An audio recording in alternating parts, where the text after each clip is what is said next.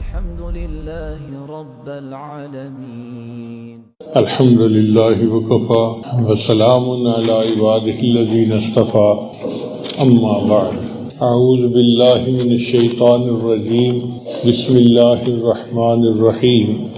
من ذا الذي يقرض الله قرضا حسنا فيضاعف له أضعافا كثيرا. سبحان ربك رب العزة عما يصفون وسلام على المرسلين والحمد لله رب العالمين.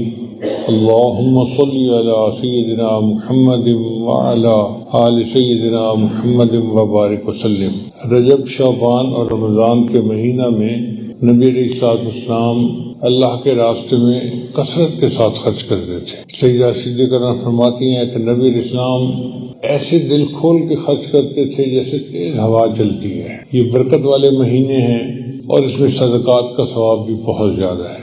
بہرحال چونکہ آج رمضان کا مہینہ ہے تو ہم نے یہی عنوان لیا. پہلی بات یہ کہ جو بندہ اللہ کے راستے میں خرچ کرتا ہے، ایک ہوتا ہے صدقات نافلہ یعنی نفلی صدقہ، مسجد پہ خرچ کیا، مدرسے پہ خرچ کیا، طلباء پہ کیا، غریبوں پہ کیا، یہ نفلی صدقہ کہلاتا ہے. ایک ہوتا ہے اپنے مال کی زکوٰۃ ادا کرنا، یہ صدقات واجبہ کہلاتے ہیں. بہرحال صدقہ دینے سے انسان کا مال کم نہیں ہوتا، انسان کا مال بڑھتا ہے. یہ پکی بات ہے. ایک کو اللہ تعالیٰ 10 بنائے تو ایک عام سا درجہ یہ ہے. میں نے اپنی زندگی میں ہزاروں مرتبہ ایک کو 10 بنتے آنکھوں سے دیکھا ہے، ان گنہگار آنکھوں سے دیکھا ہے. گواہی دے سکتا ہوں مسجد میں بیٹھ کے. اور اللہ اگر زیادہ بڑھانا چاہے تو جتنا چاہے بڑھا دے. اس کی مثال ایسے ہے جیسے ایک گندم کا دانہ زمین میں ڈالی تو اس میں سے شاخیں نکلی اور ان پر گندم کے سٹے لگے. 7 سٹے لگے اور ہر سٹے میں 100 دانے تھے، تو ایک دانے کے کتنے دانے بن گئے؟ 700. اللہ فرماتے ہیں واللہ یضاعف لمن یشاء بغیر حساب، اور اللہ جس کو چاہتا ہے اس سے بھی زیادہ عطا فرما دیتا ہے. سبحان اللہ. ایک دانے کے 700 دانے تو انسان دنیا میں آنکھ سے بنتے دیکھتا ہے. یہی حال صدقات کا ہے کہ انسان جب اللہ تعالیٰ کو راستے میں دیتا ہے تو اللہ اس کو بڑھاتے ہیں. نبی علیہ السلام نے قسم کھا کر فرمایا کہ انسان کا مال وَنَقَصَتْ صَدَقَةٌ مِّن مَّالٍ، کہ جو انسان اللہ کے راستے میں صدقہ کرتا ہے اس کا مال کبھی کم ہو ہی نہیں سکتا.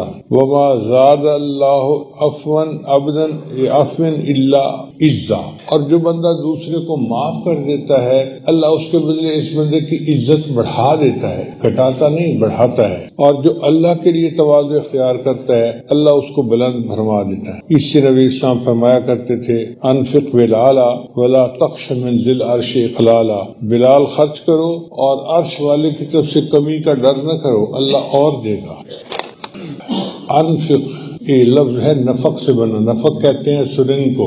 آپ نے دیکھا ہوگا سرنگ میں ایک طرف سے بندے داخل ہوتے ہیں اور دوسری طرف سے نکل جاتے ہیں.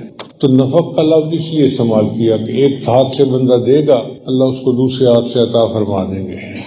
اللہ تعالیٰ قرآن مجید میں ارشاد فرماتے ہیں ان المصدقین والمصدقات واقرضوا اللہ قرضا حسنا. سبحان اللہ. اللہ تعالیٰ نے جس کو مال دیا یہ اللہ نے دیا، انسان کا نہیں ہے، اللہ نے دیا ہے. اور اللہ کی شان دیکھیں کہ جو مال اللہ نے خود عطا کیا اس میں سے اگر کوئی دین کے لیے خرچ کرتا ہے اللہ فرماتے ہیں یہ تو مجھے قرض حسنہ دے رہے ہو. واہ میرے مالک تیری شان بڑی ہے، دیا بھی آپ نے، اور کوئی اگر آپ کے راستے میں دیتا ہے تو آپ سے قرض حسنہ فرماتے ہیں. اللہ فرماتے ہیں یضاعف لہم، اللہ تعالیٰ اس کو کئی گنا زیادہ بڑھا دیتا ہے. وَلَهُمْ أَجْرٌ كَرِيمٌ، اور ان کے لیے بڑی عزت والا ثواب ہے. اب یہ قرآن عظیم شان کے الفاظ ہیں کہ جو اللہ کے راستے میں صدقہ کرتا ہے اللہ اس کو کئی گنا زیادہ بڑھا دیتا ہے. ایک جگہ اللہ تعالیٰ ارشاد فرماتے ہیں وَمَا أَنفَقْتُم مِّن شَيْءٍ فَهُوَ يُخْلِفُهُ، کہ جو چیز تم اللہ کے راستے میں خرچ کرتے ہو اس چیز کے پیچھے تمہیں ملتا ہے. یعنی تم خرچ کرتے ہو تو اللہ تمہیں ضرور دیتا ہے. یہ پکی بات ہے، اس میں کوئی شک والی بات ہے نہیں، یہ قرآن ہے. اور ہم دنیا میں آخر اگر مال کو جمع کریں گے تو کیا کر دیں گے؟ موت کے وقت ہر بندے کی تمنا ہوتی ہے رب لولا اخرتنی الی اجل قریب فاصدق واکن من الصالحین، اے اللہ تو مجھے تھوڑی دیر کی مہلت دے دیتا تاکہ میں تیرے راستے میں صدقہ کرتا اور نیکوں میں شامل ہو جاتا۔ تو موت کے وقت جو ہم یہ تمنا کریں گے کہ اے اللہ ہم اپنے سارے مال کو صدقہ کر دیتے، تو جیتے جاگتے کیوں نہیں ہم صدقہ کرتے؟ یہ صدقہ جو ہے نا، یہ نفع بخش تجارت ہے۔ عثمان غنی جانا فرمایا کرتے تھے تاجر اللہ بالصدقۃ تربح، کہ تم اللہ کے ساتھ تجارت کرو نفع پاؤ، یعنی یہ صدقہ ایسی تجارت ہے کہ تم خرچ کرو گے اللہ کے راستے میں، اللہ تمہیں نفع دے گا اس کے بدلے۔ پھر یہ صدقہ جو ہے یہ افضل ترین عبادت ہے۔ عمر بن خطاب عنہ فرماتے ہیں ان الاعمال تباہت، کہ اعمال کا آپس میں مقابلہ ہوا، فقالت الصدقۃ، صدقہ نے کہا انا افضلکم، میں تم میں سب سے زیادہ افضل ہوں۔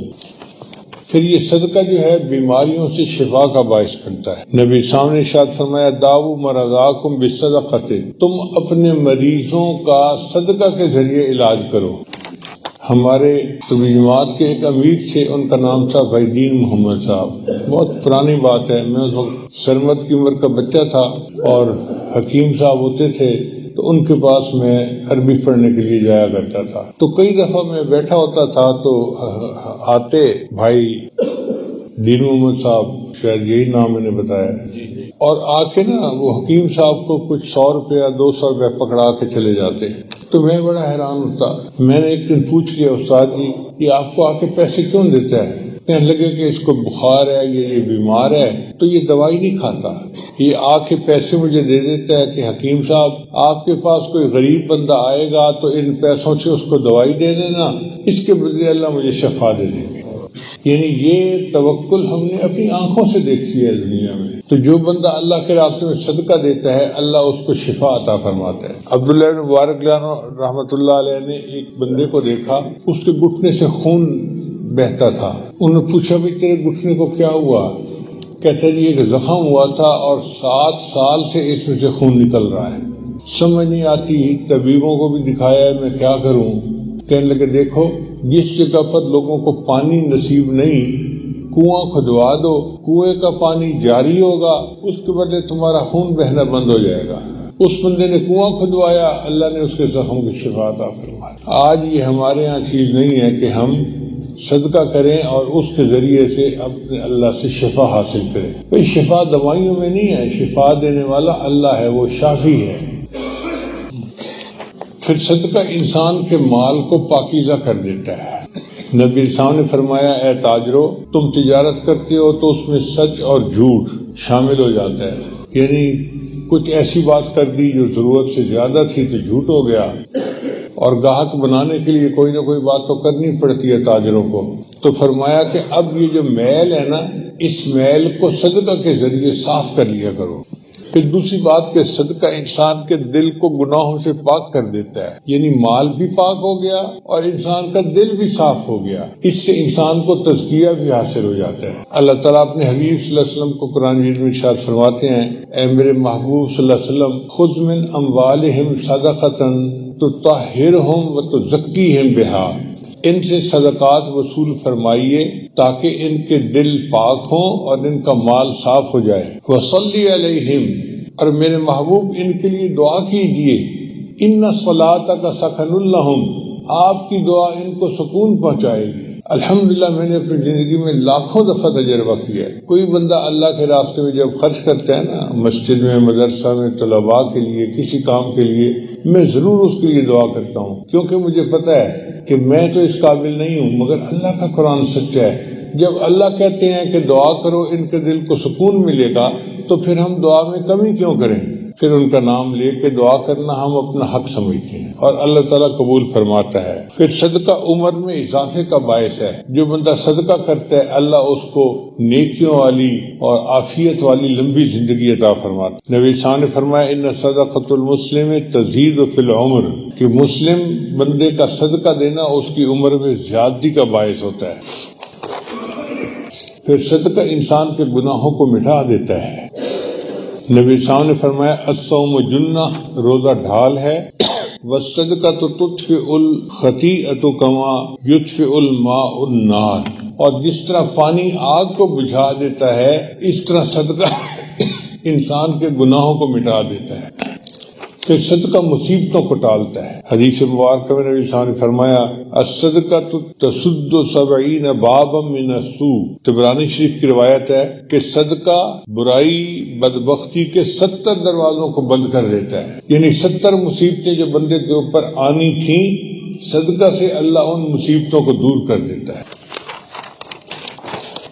پھر ایک بہت بڑا انعام کہ صدقہ انسان کو بری موت سے بچاتا ہے۔ نبی صلی اللہ علیہ وسلم نے فرمایا ان الصدقۃ لتطفئ غضب الرب وتدفئ میتۃ السوء، کہ اللہ تعالیٰ کے غضب کو دور کرتا ہے اور بری موت سے بندے کو بچاتا ہے۔ اب کس بندے کی تمنا نہیں کہ ہم بری موت سے بچ جائیں؟ ہر بندے کی تمنا ہوتی ہے۔ اس تمنا کو حاصل کرنے کا بہترین طریقہ اللہ کے راستے میں خرچ کرنا، اور یہ بھی ہے کہ ضروری نہیں کہ ہر بندہ لاکھوں روپے خرچ کرے گا۔ لینفق ذو سعۃ من سعتہ، جس کی جتنی استطاعت ہے وہ اتنا خرچ کرے۔ 1 روپیہ خرچ کرنا بھی صدقہ ہے اور 1 لاکھ روپیہ خرچ کرنا بھی صدقہ ہے، مگر نیت ٹھیک اچھی ہوگی تو اللہ اس کو بھی قبول کر لیں گے۔ اور صدقہ قیامت کے دن کی بھوک پیاس سے انسان کو بچاتا ہے۔ نبی اسلام نے ارشاد فرمایا کہ تم میں سے جو مومن کسی مومن کو بھوک کے وقت کھانا کھلاتا ہے اللہ اس کے بدلے اس کو جنت کا کھانا کھلائے گا، اور تم میں سے جو بندہ مومن کو پیاس کی حالت میں پانی پلاتا ہے اللہ اس کے بدلے اس کو جنت کی شراب طہور عطا فرمائے گا، اور تم میں سے جو بندہ کسی مومن کے بدن کو ڈھانپ لیتا ہے، یعنی کسی کپڑے پھٹے ہوئے تھے اس کو صاف ستھرے کپڑے بنا کے لیے پہننے کے لیے اللہ اس کے بدلے اس کو جنت کا لباس پہنائے گا۔ کتنا سستا سودا ہے کہ ہم اللہ کے راستے میں خرچ کریں اور اللہ اس کے بدلے ہمیں قیامت کے دن کی بھوک پیاس سے محفوظ فرمائے۔ نبی صاحب نے ارشاد فرمایا قیامت کے دن 7 بندے ہوں گے جو عرش کے سائے میں ہوں گے، اس دن عرش کے سوا کوئی دوسرا سایہ نہیں ہوگا۔ اب وہ 7 بندے کون ہوں گے؟ ایک امام عادل، یعنی جو امام ہو، حاکم ہو اور عدل و انصاف کرنے والا ہو، وہ امام عادل، اللہ نے اس کو یہ رتبہ دیا سبتن یذلہم اللہ فی ذلہ یوم لا ذل الا ذلہ، اللہ کے سائے کے سوا کوئی سایہ نہیں ہوگا، اس دن 7 بندے اللہ کے عرش کے نیچے ہوں گے۔ الامام العادل، ایک وہ بندہ جو حاکم ہو اور عدل و انصاف کرنے والا ہو۔ دوسرا شاب نشأ فی عبادت ربہ، وہ نوجوان جو جوانی کی حالت میں اللہ کی عبادت میں سرشار ہو، محبت ہو اس کو اللہ سے، نمازیں پڑھے، تلاوت کرے، ذکر کرے اور اللہ کی عبادت میں لگا رہے، یہ بندہ بھی قیامت کے دن عرش کے سائے کے نیچے ہوگا۔ وَرَجُلٌ قَلْبُهُ مُعَلَّقٌ فِي الْمَسَاجِدِ، اور وہ نوجوان، وہ بندہ جس کا دل مسجد کے اندر اٹکا ہوا ہوگا۔ بعض لوگوں کو مسجد کے ساتھ محبت ہوتی ہے نا، مسجد میں بیٹھنا انہیں پسند ہوتا ہے، رہنا پسند ہوتا ہے، وہ وقت فارغ کو ادھر ادھر سڑکوں پہ گلیوں میں نہیں گزارتے، مسجد میں گزارتے ہیں۔ مدارس کے اکثر طلباء اس میں شامل ہیں۔ وَرَجُلَانْ تَحَابَّا فِي اللَّهِ، اور وہ 2 بندے جو اللہ کے لیے ایک دوسرے سے محبت کرتے ہوں۔ اب اس میں اور دائرہ وسیع ہو گیا کہ بہت سارے ایسے لوگ ہیں جو اللہ کے لیے ایک دوسرے سے محبت کرتے ہیں۔ اب آپ بتائیے کہ آپ کو اپنے شیخ کے ساتھ محبت کس وجہ سے ہے؟ اللہ کے لیے ہے نا۔ اپنے استاد کے ساتھ محبت کس وجہ سے ہے؟ اللہ کے لیے ہے۔ یہ محبت جو اللہ کے لیے ہے یہ بھی قیامت کے عرش کے سائے کا سبب بنے گی۔ وَرَجُلٌ طَلَبَتْهُ امْرَأَةٌ ذَاتَ مَنْصَبٍ وَجَمَالٍ، اور ایک ایسا بندہ جس کو کوئی خوبصورت خاندانی عورت برائی کی طرف بلائے اور وہ کہے انی اخاف اللہ، میں اللہ سے ڈرتا ہوں، جس نے انکار کیا برائی سے، ایسا بندہ بھی قیامت کے عرش کے سائے کے نیچے ہوگا۔ وَرَجُلٌ تَصَدَّقَ، اور وہ بندہ جس نے اللہ کے راستے میں اس طرح سے صدقہ کیا کہ دائیں ہاتھ سے دیا تو بائیں کو پتہ نہ چلے۔ یہ نہیں کہ اگر خرچ کیا ہے تو اب محفلوں میں بیٹھ کے بتائے میں نے جی یہاں اتنا خرچ کیا، یہاں اتنا خرچ کیا، اگر انہوں نے واہ واہ کر دی تو صدقہ ثواب گیا۔ لا تبطلوا صدقاتکم بالمن والاذى، تو جو اللہ کے راستے میں صدقہ کرے اس طرح کہ کسی کو پتہ ہی نہ چلنے دے۔ وَرَجُلٌ ذَكَرَ اللَّهَ خَالِيًا فَفَاضَتْ عَيْنَاهُ، اور وہ بندہ جو اللہ کا ذکر کرے تنہائی میں بیٹھ کے اور اللہ کے ذکر کرنے سے اس کی آنکھوں میں آنسو آ جائیں۔ اللہ کی محبت میں ایسا بندہ، یہ 7 بندے بنتے ہیں، اللہ فرماتے ہیں کہ یہ 7 بندے قیامت کے دن اللہ کے عرش کے سائے کے نیچے ہوں گے۔ نبی سامنے شاہ فرماتے ہیں تو ذل صاحبہ یوم القیامہ، قیامت کے دن بندہ اپنے صدقے کے برابر سائے کے نیچے ہوگا۔ ایک اور حدیث مبارکہ میں نبی سامنے ارشاد فرمایا کل امرئ فی ذلہ صدقتہ حتی یفصل بین الناس، ہر بندہ قیامت کے دن اپنے صدقے کے سائے کے نیچے ہوگا حتیٰ کہ انسانوں کا فیصلہ ہوگا، یعنی جتنی دیر حساب کتاب ہوتا رہے گا یہ بندہ اپنے صدقے کے حساب سے سائے کے نیچے ہوگا۔ پھر صدقہ انسان کے لیے جہنم کی آگ سے آڑ ہے۔ میمونہ فرماتی ہیں رضی اللہ تعالیٰ عنہ کہ نبی اسلام سے پوچھا گیا افتنا عن الصدقتی، اے اللہ کے وسلم ہمیں صدقہ کے بارے میں کچھ فرمائیں۔ فقال، نبی اسلام نے ارشاد فرمایا انہا حاجب من النار، یہ صدقہ جہنم کی آگ سے آڑ ہے۔ پھر صدقہ 3 بندوں کے لیے ہے، مثلا ایک عورت نے اپنے گھر سے کسی سائل کو روٹی دی تو ایک تو اس عورت کو ثواب ملے گا جس نے اللہ کے راستے میں سائل کو روٹی دی، ایک اس کے خاوند کو ثواب ملے گا جس نے پیسہ کمایا، اور تیسرا جس مرد نے یا جس بچے نے وہ روٹی عورت سے لے کر فقیر تک پہنچائی اللہ اس کو بھی ثواب عطا فرمائے گا۔ کتنی عجیب بات ہے، صدقہ کرنے پر اللہ تعالیٰ 3 بندوں کی مغفرت فرماتے ہیں۔ پھر اللہ تعالیٰ صدقے کے ثواب کو بڑھاتا ہے۔ حدیث مبارکہ میں ہے، ابو ہریرہ نے اس کے راوی ہیں، فرماتے ہیں کہ جب کوئی بندہ اللہ کے راستے میں ایک کھجور خرچ کرے، اب ایک کھجور کتنی چھوٹی سی ہوتی ہے، تو اللہ تعالیٰ اس کھجور کو اپنے دائیں ہاتھ میں وصول فرماتے ہیں، اور چونکہ اللہ تعالیٰ پاک ہیں لہذا وہ پاک مال کو قبول کرتے ہیں۔ دینے والے نے ایک کھجور صدقے میں دی، اللہ تعالیٰ اس کھجور کو بڑھاتے رہتے ہیں، جس طرح تم اپنے جانور کو پالتے ہو، گائے بھینس کو، اور وہ بڑا ہو جاتا ہے، اللہ اس کھجور کو پالتے ہیں حتیٰ کہ وہ کھجور پہاڑ کے سائز کے برابر ہو جاتی ہے، اور اللہ تعالیٰ اس کے نام اعمال میں کھجور کے پہاڑ کے سائز کے برابر صدقہ کرنے کا ثواب عطا فرما دیتے ہیں۔ خرچ کی تھی ایک کھجور اور ثواب ملا پہاڑ کے برابر۔ سبحان اللہ، سبحان اللہ۔ ابو ہریرہ نے روایت کرتے ہیں کہ نبی سامنے ارشاد فرمایا کہ ایک آدمی نے بادلوں میں سے آواز سنی کہ فلاں کے باغ کو جا کے پانی دے دو۔ میں اپنی طرف سے بات کر رہا ہوں کہ عبد الرحمن کے باغ کو پانی دے دو۔ وہ بڑا حیران ہوا، کون عبد الرحمن، اور بادل سے آواز آ رہی ہے، تو بادل ایک طرف چلا تو وہ اس بادل کے پیچھے چل پڑا۔ کیا دیکھتا ہے کہ ایک جگہ پر بادل برسا اور پانی جو تھا وہ پہاڑوں کے اندر سے جیسے نالیوں میں بہتا ہوا جلتا ہے، تو پانی کے پیچھے چلا کہ یہ پانی جا کہاں رہا ہے۔ جب آگے گیا تو اس نے دیکھا ایک بندے کا باغ تھا یا کھیتی تھی اور اس میں وہ پانی لگا رہا تھا۔ اس سے پوچھا تیرا کیا نام ہے؟ اس نے وہی نام بتایا جو بادل سے اس نے سنا تھا۔ اس نے پوچھا اچھا یہ بتاؤ تمہارا کون سا عمل ایسا ہے کہ اللہ کے یہاں تمہاری اتنی قبولیت ہے؟ اس نے کہا کہ میں اس کھیتی سے جو مال حاصل کرتا ہوں اس کے 3 حصے بناتا ہوں، ایک حصہ اپنے گھر والوں پہ خرچ کرتا ہوں، دوسرا حصہ اللہ کے راستے میں خرچ کر دیتا ہوں، اور تیسرا حصہ اس کھیتی کو بڑھانے کے لیے کھیتی پہ خرچ کر دیتا۔ تو نبی صاحب نے فرمایا کہ اس کا یہ عمل ایسا تھا کہ اللہ نے بادلوں کو حکم دیا کہ جاؤ اور اس کی کھیتی کو پانی دے کے آؤ۔ جو برانی زمین ہوتی ہے ان کا تو انحصار ہی بادل بارش کے اوپر ہوتا ہے، تو اللہ ان کے رزق میں اس طرح برکت عطا فرما دیتا ہے۔ پھر ایک اور حدیث مبارکہ ہے، نبی سامنے ارشاد فرمایا یا معاشر النساء تصدقنا، اے عورتوں کی جماعت تم کثرت سے صدقہ کیا کرو، فإنی رأیتکن اکثر اہل النار، میں نے تم میں سے اکثر عورتوں کو جہنم میں جاتے دیکھا ہے۔ قلنا، انہوں نے آگے سے پوچھا وَبِمَ یا رسول اللہ، اے اللہ کے رسول ایسا کیوں ہے؟ عورتیں جہنم میں کیوں زیادہ جائیں گی؟ نبی سان فرمایا تکثرن اللعن وتکفرن العشیر، کہ یہ عورتیں لعن تان زیادہ کرتی ہیں، اکثر چیزوں کے اندر عیب جوئی کرنا، نکتہ چینی کرنا، یہ عورتوں کی عادت بہت زیادہ ہے۔ کوئی چیز ان کے سامنے پیش کر دو، کوئی نہ کوئی اس کے میں سے عیب نکال ہی دیں گی۔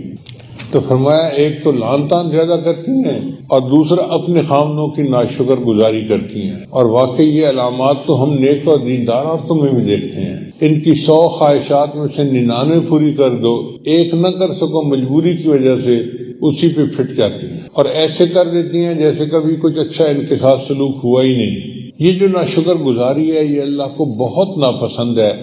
شکر ادا کرنے میں ان کی زبان چھوٹی ہو جاتی ہے اور ناشکری کرنے میں زبان اتنی لمبی ہوتی ہے۔ اب ایک بندہ اپنے گناہوں کی وجہ سے، اپنی نالائکیوں کی وجہ سے اللہ کو ناراض کر بیٹھا ہے، اور اب اس کو احساس ہوتا ہے کہ میں اپنے اللہ کو راضی کروں، تو راضی کرنے کا کیا طریقہ ہے؟ نبی علیہ السلام نے ہمیں یہ بھی بتا دیا۔ انس بن مالک نے روایت کرتے ہیں، قال رسول اللہ صلی اللہ علیہ وسلم ان الصدقہ لتطفئ غضب الرب وتدفع میتۃ السوء۔ ترمذی شریف کی روایت ہے کہ صدقہ اللہ کے غصے کو دور کر دیتا ہے۔ جو محسوس کرتا ہے کہ میں اللہ کو ناراض کر بیٹھا، اب اس کو راضی کرنے کا آسان طریقہ یہ ہے کہ اللہ کے راستے میں خرچ کرو، اللہ خوش ہو جائیں گے، اور دوسری یہ کہ اللہ تعالیٰ بری موت سے بندے کو بچا لیں گے۔ ہماری دعا ہے اللہ تعالیٰ ہمیں بری موت سے بھی محفوظ فرمائے اور اللہ تعالیٰ اپنی رضا ہمیں حاصل فرمائے، اللہ ہم سے راضی ہو جائے، اور جو صدقات جس نے بھی دیے ہیں یا جو دیتا ہے اللہ اس کے مال میں اور برکت عطا فرمائے اور اس کو اپنی بارگاہ میں شرف قبولیت عطا فرمائے۔ وآخر دعوانا ان الحمد للہ رب العالمین۔